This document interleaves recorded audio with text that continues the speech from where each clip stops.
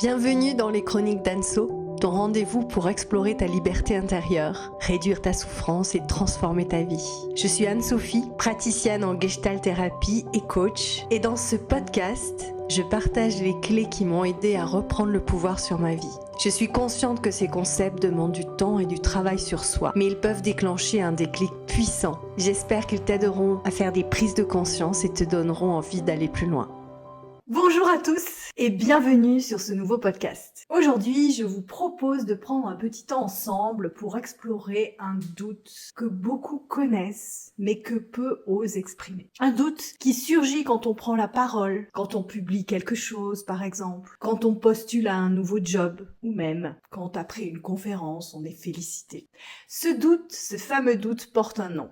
On l'appelle le syndrome de l'imposteur. Vous savez, c'est ce moment où vous vous dites dans votre tête « Je ne suis vraiment pas légitime. Les autres pensent que je sais, mais s'ils savaient... » Ou encore « Un jour, quelqu'un va bien s'apercevoir que je ne suis pas à ma place. » que je ne suis pas à la hauteur. Selon certaines études, 60 à 70% des personnes douteraient à un moment ou à un autre de leur carrière, de la légitimité de leur succès ou de leur rôle dans l'organisation. C'est énorme. C'est donc une expérience largement partagée, mais encore trop souvent dissimulée. C'est une expérience dont on ne parle pas. Il ne concerne pas que ceux qui débutent. Il touche aussi des personnes expérimentées, reconnues, compétentes, mais en fait qui n'arrivent pas à intégrer la valeur qu'on leur reconnaît. Alors, d'où vient ce doute? D'où vient ce syndrome de l'imposteur? Pourquoi surtout est-il si persistant? Et comment peut-on commencer à s'en libérer? Je vous propose ici un éclairage en m'appuyant sur les apports de la Gestalt thérapie, sur la dynamique de l'estime de soi, bien sûr, et sur des exemples concrets de la vie professionnelle. Alors, qu'est-ce qu'on vit quand on doute de sa légitimité? Allons explorer cela. Je vous propose de prendre quelques portraits qui vont sûrement vous parler. Le premier, Julie. Julie, par exemple, a été promue récemment. Elle a été choisie à ce poste pour son professionnalisme et son expertise. Pourtant, à chaque réunion, elle prépare à l'excès en se couchant à minuit, 2 heures du matin, jamais satisfaite. Elle parle peu pendant la réunion, elle doute tout le temps.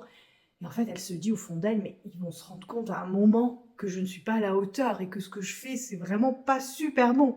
Un autre exemple, Amine, freelance depuis 3 ans, qui reçoit régulièrement des retours positifs de ses clients. Les clients sont contents de lui. Mais en fait, quand il poste sur les réseaux, il se demande à chaque fois, mais est-ce que j'ai le droit de dire ça?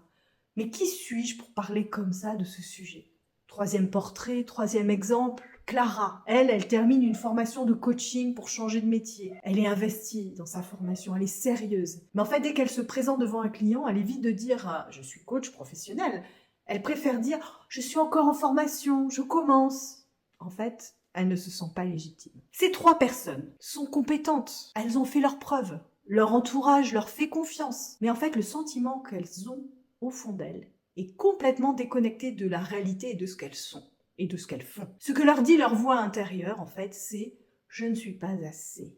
Ce que je fais, c'est pas assez bon. Alors, qu'est-ce que le syndrome de l'imposteur dit au fond? Le syndrome de l'imposteur est directement lié à l'enjeu d'estime de soi. L'estime de soi commence à se structurer à partir de 3 ans environ chez l'enfant, lorsqu'il développe son individualité et commence à interagir avec un environnement qui lui renvoie en fait des règles, des attentes et des évaluations. C'est le moment où le comportement de l'enfant est regardé, évalué, validé, critiqué positivement ou négativement. Il n'est plus seulement accueilli dans l'être, comme il l'était auparavant, mais il est aussi observé dans le faire, dans ce qu'il fait, dans ses actions. Et c'est là que la notion de valeur commence à émerger pour lui. Ce qui est central à cette étape, c'est la manière en fait dont l'enfant reçoit du soutien conditionnel de ses parents, de son environnement. Des retours ajustés, des limites posées avec clarté, une reconnaissance réaliste de ses efforts et de ses compétences. Le refus, la critique, les limites sont aussi nécessaires que le soutien et la fierté, à condition qu'ils soient transmis dans un cadre contenant, dans un cadre explicite et surtout bienveillant. Quand cette construction est saine, l'enfant développe peu à peu une estime de soi fluide et stable, capable de résister aux aléas de la vie, aux échecs parfois. Mais quand l'estime de soi n'est pas suffisamment métabolisée, cela peut donner naissance à des croyances dévalorisantes. Par exemple, je ne suis pas important, je n'ai aucune valeur, je dois faire toujours plus pour mériter ma place, je ne fais pas assez, je n'ai pas le droit à l'erreur. Autant de phrases que l'on retrouve précisément dans le vécu du syndrome de l'imposteur. Pour éclairer cette dynamique, donc, on peut utiliser ce qu'on appelle les 3 pôles de l'estime de soi. La première, c'est qui je suis, la connaissance de soi objective, ce que je peux dire objectivement de moi, mes expériences, mes compétences, mes qualités, mes actions, mes failles, mes zones d'apprentissage. Vous voyez tout ce qui est moi, mais que je sais objectivement. Le deuxième pôle, c'est le regard sur moi. C'est ce que je me dis de moi-même. La façon dont je me regarde, la façon dont je m'évalue. Est-ce que je me parle et je me regarde avec exigence, avec dureté, ou au contraire avec lucidité et bienveillance? Est-ce que je suis systématiquement dans l'auto-jugement ou plutôt dans l'équilibre? Le troisième pôle, c'est l'amour de soi, c'est la capacité à m'aimer, même quand je me déçois. C'est ce fameux amour inconditionnel qui permet justement de ne pas tout conditionner à la réussite ou à la reconnaissance, à me dire je fais ce que je peux, je suis en chemin et je garde ma dignité. Je m'aime avec mes forces, mes failles et mes zones d'ombre. Quand ces 3 pôles sont alignés, eh bien, l'estime de soi est stable, comme un tabouret, avec ses 3 pieds alignés. Mais si le regard sur soi est trop dur ou si l'amour de soi est conditionné à la réussite ou juste à la performance, alors le moindre échec va me déstabiliser profondément. Et c'est justement dans cette faille que s'installe le sentiment d'imposture. Je vous propose maintenant d'aller explorer les différents profils d'imposteurs. Ce que je vais vous dire est basé sur une étude de la chercheuse Valérie Young qui a identifié en fait 5 profils différents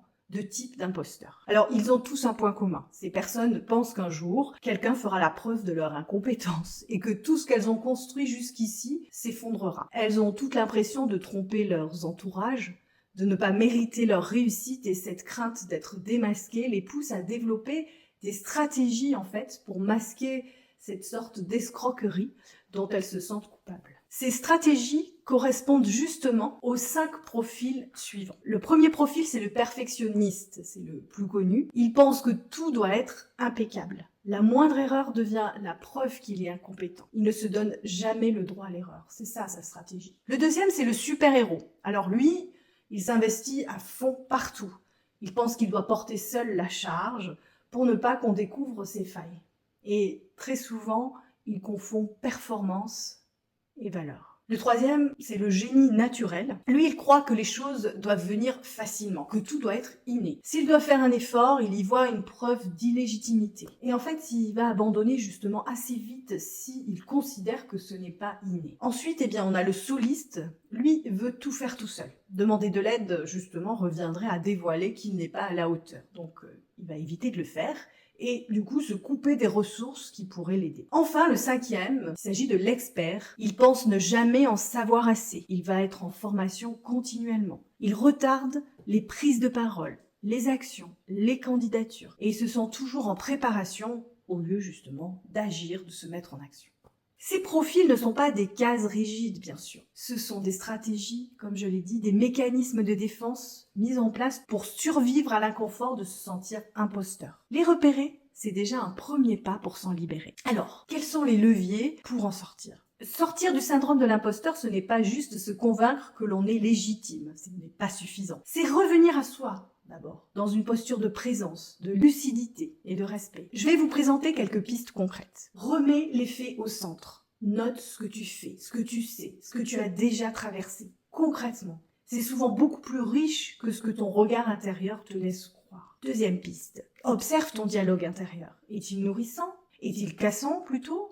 Est-ce que tu te parles comme à quelqu'un que tu veux soutenir, comme un ami par exemple ? Autre piste, fais un pas imparfait, lance-toi avant d'être prêt. Apprends en faisant. C'est souvent l'action qui restaure la confiance, même des petites actions, pas l'inverse. Ensuite, demande du feedback. Parle avec des personnes de confiance. Parfois, un regard bienveillant, un regard lucide va te remettre à ta juste place. Reconnecte-toi à tes valeurs. Si tu fais ce que tu fais pour de bonnes raisons, tu n'as pas besoin d'être parfait. Tu as juste besoin d'être aligné avec ton intention.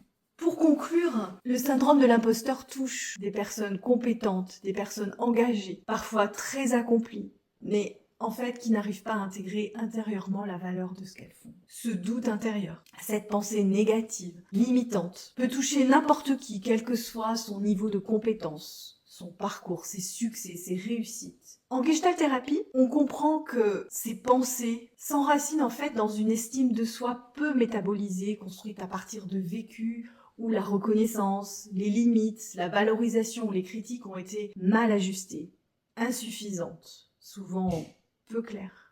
La bonne nouvelle, c'est que le syndrome de l'imposteur n'est pas une fatalité. Il est possible de s'en libérer progressivement, en identifiant les stratégies de compensation, le perfectionnisme, l'évitement, l'expertise, le surcontrôle, en rééquilibrant le regard que l'on porte sur soi, en le rendant un petit peu plus bienveillant, en reconnectant l'amour de soi à quelque chose de plus stable et en s'autorisant à faire des choses imparfaites, parfois juste pour soi. Et surtout, on peut s'en libérer durablement en se faisant accompagner dans un travail thérapeutique, en Gestalt par exemple. Ce travail va vous permettre d'explorer en profondeur les croyances sur vous, de restaurer une relation plus vivante à votre valeur et de reconstruire une estime de soi plus incarnée, plus fluide, plus ajustée. Merci pour votre écoute et à très bientôt pour un prochain épisode. Merci d'avoir écouté cet épisode des Chroniques d'Anso. Si ce sujet t'a inspiré, n'hésite pas à partager ce podcast autour de toi ou ajoute un commentaire. Et si tu ressens le besoin d'aller plus loin, je propose des accompagnements individuels en Gestalt thérapie et en coaching. Tu peux prendre rendez-vous sur mon site annesophiebien.com ou simplement me retrouver sur mes réseaux sociaux. Je te dis à très bientôt pour un nouvel épisode et d'ici là, surtout, prends soin de toi.